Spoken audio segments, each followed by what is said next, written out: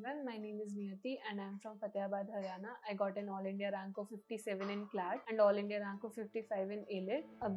I was in NLU Patiala while preparing for CLAT 2024 and currently I have withdrawn my admission and I'm going to NLS. Sir, जब last year result आया था तो ज़्यादा expectations थी जो कि result आया, तो इस वजह से क्योंकि last year papers में थोड़ी गलतियाँ भी हुई थी मुझसे जिसकी वजह से मेरे marks कम हुए, तो उन गलतियों को ठीक करने के लिए और वो लेने के लिए जो मुझे चाहिए था इसलिए दोबारा अटेम्प्ट किया। जब आप टॉप कॉलेज में होते हो तो आपको एक एज मिल जाता है over other aspirants and you need some kind of edge over others, इसलिए एनएलएस बैंगलोर इज बेटर, इसलिए एनएलएस के लिए दोबारा ट्राई किया था। लास्ट ईयर तो first point was pressure, because of pressure panic आता है एग्जाम में जब आपको लगता है कि एग्जाम बहुत डिफिकल्ट आए हैं, तो इस वजह से फर्स्टली तो मेरे को इस बार एनएलयू मिल गया था तो एक प्रेशर पॉइंट कम था, तो थोड़ा बहुत डिफरेंस उससे आया। एंड जो लास्ट ईयर एग्जाम्स में मुझसे गलतियाँ हुई थी, जैसे क्यूटी मुश्किल था पर स्टिल थोड़ा बहुत अटेम्प्टेबल था जो कि मुझसे नहीं हुआ।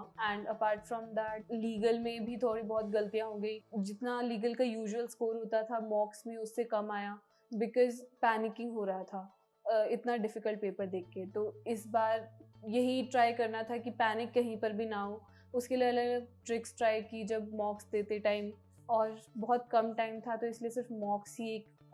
वे था कि मैं अपनी गलतियों को ठीक कर सकूं। तो उसी मॉक के टाइम पे अपनी गलतियों को रिकॉग्नाइज करना और बार बार अपना पैटर्न समझना कि मैं किस पैटर्न में गलतियां कर रही हूँ, तो उससे वो ठीक हो जाता है। यस, आई गेस ये बिल्कुल ठीक है। अगर 11th में अगर किसी को स्कूल जाना है तो जा सकता है, बट जब 12th स्टार्ट होती है तो यू यूजुअली है 7 to 8 मंथ, जब दिसंबर में एग्जाम होता है तो उस टाइम अगर आप डमी स्कूल जाएं तो that's more preferable, because school का बर्डन अलग से आता है एंड स्कूल में भी बहुत टाइम वेस्ट हो जाता है और फिर घर आने के बाद स्कूल की एक्टिविटीज़ की वजह से टाइम वेस्ट होता है। इस वजह से डमी लेना बेटर ऑप्शन है, बिकॉज जब दिसंबर में एग्जाम होने के बाद यू हैव 2 or 3 मंथ्स जिसमें तुम अच्छे से प्रिपेयर कर सकते हो बोर्ड्स के लिए। That's what I did. मैंने भी 12th, मेरा 11th-12th दोनों डमी था एंड उसके बाद 12th में भी मेरे पास सिर्फ 3 मंथ्स थे and still I got 95%। That means it's possible कि आप डमी लो और उसके बाद अपने बोर्ड्स की तैयारी करो जब रिजल्ट आ जाए। अच्छा है या बुरा है, पर बोर्ड्स की तैयारी उसके अकॉर्डिंग करो। क्वालिटी आवर्स, या डेफिनेटली आप कितनी घंटे पढ़ रहे हैं उससे फ़र्क नहीं पड़ता इतना, पर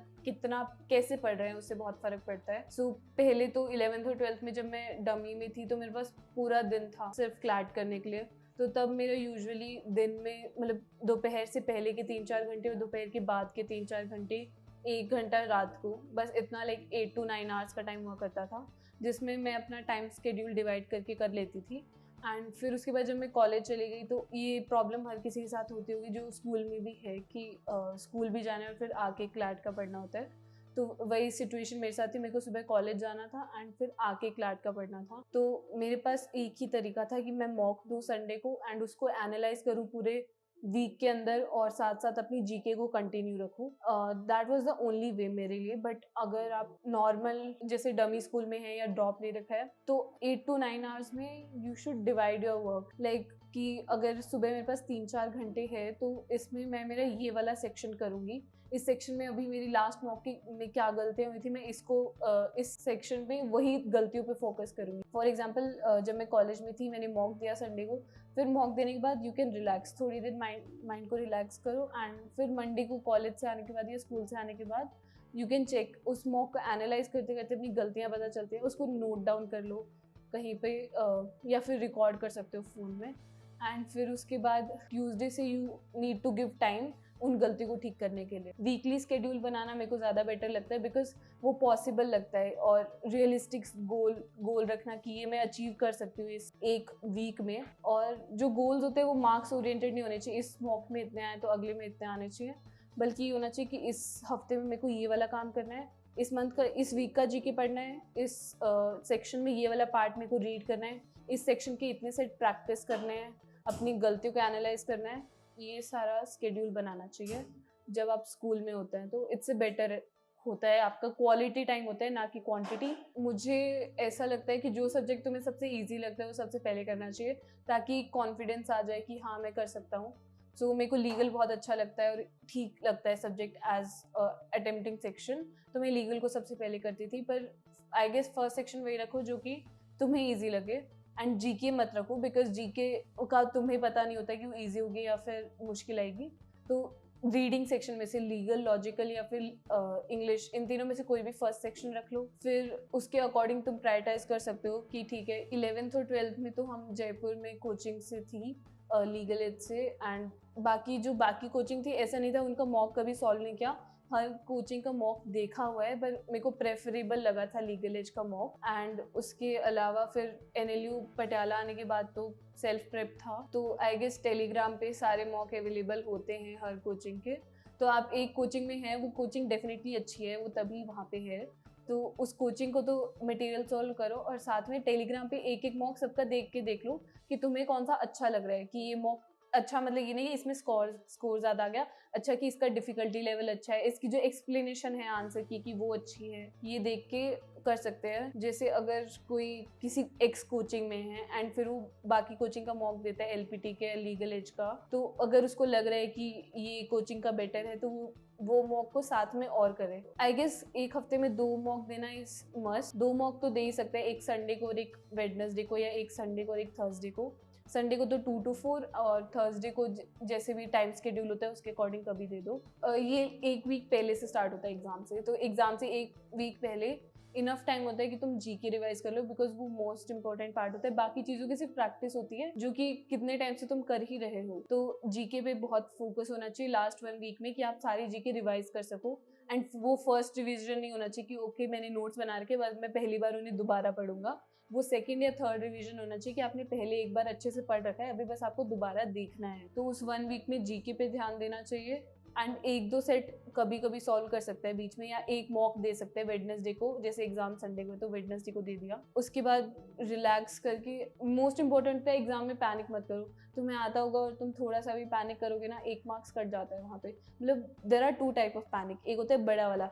जिसमें तुम्हें ओ पेपर मेरे को आता नहीं है और तुम रोने ही बैठ जाते हो, क्या करूँगा मैं इसके बाद। एंड एक होता है कि तुम एक पैसेज सॉल्व करके तुम्हें लग रहा है ओके ये बहुत मुश्किल है, मेरे 5 मिनट वेस्ट हो गए हैं, फिर तुम उस बात पे पैनिक करते हो, ओके 5 मिनट वेस्ट हो गया, अब तो मैं ये सॉल्व करके रहूँगा, फिर वो सॉल्व नहीं होता, फिर वो गलत आंसर आता है, फिर अगले वाले में ओ पिछले वाला तो अभी भी गलत है, तो ऐसे करके वो पैनिक बढ़ता रहता है। तो एक वो होता है, उसी को ठीक करने का एक तरीका होता है कि तुम जब भी क्वेश्चन रीड कर रहे हो, पैसेज रीड कर रहे हो और तुम्हें लगता है ये मेरे को समझ ही नहीं आ रहा है, तो उसको छोड़ दो। I mean it's very difficult, तुम्हारा दिल ही नहीं करता उसको 2 मिनट देने के बाद कि मैं कैसे छोड़ूँ इसे, पर वहाँ पे लिख दो या तो नहीं हो रहा है, या don't quit, I mean quit और डोंट रीड, ऐसे लिखने पे तुम्हारे माइंड को रियलाइज हो जाता है कि ये बाद में ही होगा, अभी नहीं होगा। ऐसे बस यही ट्रिक्स होती है कि तुम ट्राई करते रहो बार बार कि मैं कब पैसेज छोड़ूं, ये पता हो ना कि कब पैसेज करना है, कब पैसेज नहीं करना है, और कौन सा पैसेज कब छोड़ना है, दैट्स द होल गेम, जो कि पैनिक की वजह से खराब हो जाता है। साइंस वगैरह से तो मेरे को अलग से एलर्जी लगती है, मतलब मेरे को बहुत गंदी लगती है साइंस एज अ कॉन्सेप्ट ही अच्छा नहीं लगता है, तो साइंस का सवाल नहीं था। इंजीनियरिंग मैथ्स मेरी बहुत ही गंदी है, लाइक क्यूटी के लिए भी मैंने मैथ्स जिस मुश्किल से की है, वो कॉन्सेप्ट, बेसिक कॉन्सेप्ट भी कभी कभी बहुत मुश्किल लगता है मेरे को मैथ्स में, इस वजह से इंजीनियरिंग भी नहीं। And commerce, arts, accountancy, they are numbers को देख के मेरे को ऐसा लगता है कौन ये नंबर्स को याद करे अकाउंटेंसी के लिए, तो बाकी 3 फील्ड का मेरे को कुछ पसंद ही नहीं था, तो humanities was the option. And उसके बाद क्लैट का पेपर मैंने फर्स्ट टाइम 2015 में देख के सॉल्व भी किया था, वो उस टाइम बहुत मुश्किल पेपर आया था, पर मैंने सॉल्व करके मेरे को ना अच्छा लगा, तो फिर मैंने सोचा ठीक है ये कर लेते हैं, अच्छा फील्ड है। एंड उसके बाद ओवर टाइम तो पता चलता है कि ये ऑप्शंस होते हैं और ये भी आगे ऑप्शन खुले रहते हैं, तो वो बहुत अच्छी बात है लॉ के बारे में। लॉ एज अ फील्ड बहुत सारी अपॉर्चुनिटीज मिलती है अगर किसी भी अच्छे NLU में, इवन दो सारे NLUs अच्छी अपॉर्चुनिटीज प्रोवाइड करते हैं, पर जो टॉप 10 या टॉप 5 है वो ज़्यादा बेटर अपॉर्चुनिटीज, बिकॉज उनका नेम चलता है इस वजह से। बट वहाँ पे कॉलेज में जाके you get better internship opportunities, which is a very important factor अपनी CV के लिए या रिज्यूमे को बेटर बनाने के लिए। अपार्ट फ्रॉम दैट कॉरपोरेट में जा सकते हैं, लिटिगेशन में जा सकते हैं, जुडिशरी में जा सकते हैं, हायर स्टडीज़ में जा सकते हैं, और UPSC भी कर सकते हैं, वो तो हमेशा ही खुला रहता है। तो ये अलग अलग सेक्टर हैं, अपना खुद का फ्रीलांसिंग भी कर सकते हैं लॉयर या लिटिगेशन की तरह, लिटिगेशन में एक प्रॉब्लम ये होती है कि जब आप नए फर्स्ट जनरेशन लॉयर होते हैं तो बहुत प्रॉब्लम आती है, बट सेकेंड या थर्ड जनरेशन में इट्स क्वाइट ईजियर बिकॉज उनका नाम पहले से होता है। इसलिए हाँ, लिटिगेशन थोड़ा सा डिफिकल्ट फील्ड है, पर अगर आपको लिटिगेशन पसंद है तो उधर जाओ। जुडिशरी एज अ फील्ड बहुत ही अच्छा है, पर उसका एग्जाम क्लियर करना is very important. And corporate के लिए companies came to the campus every year 5th years को जॉब देने के लिए। एंड प्लेसमेंट अपॉर्चुनिटीज बहुत अच्छी होती है NLUs की, अगर आप ओवर द 5 ईयर्स अच्छे से पढ़ रहे हैं और अच्छे से सारा काम कर रहे हैं। ऐसा नहीं है कि आप NLU में जाके भूल ही गए हो कि आगे भी अभी लाइफ है, तो फिर तो कोई भी काम नहीं मिलेगा। पर अगर आप उस टाइम भी थोड़ा कांस्टेंट हो अपनी हार्डवर्क के साथ, तो आराम से आप सेटल हो सकते हो कहीं एक जगह पे जो भी अच्छा लगे। एंड एक्सप्लोर किया जा सकता है कैंपस के अंदर है कि मुझे ये पसंद है, मुझे ये पसंद नहीं है, उसके बेसिस पे आप डिसाइड भी कर सकते हो।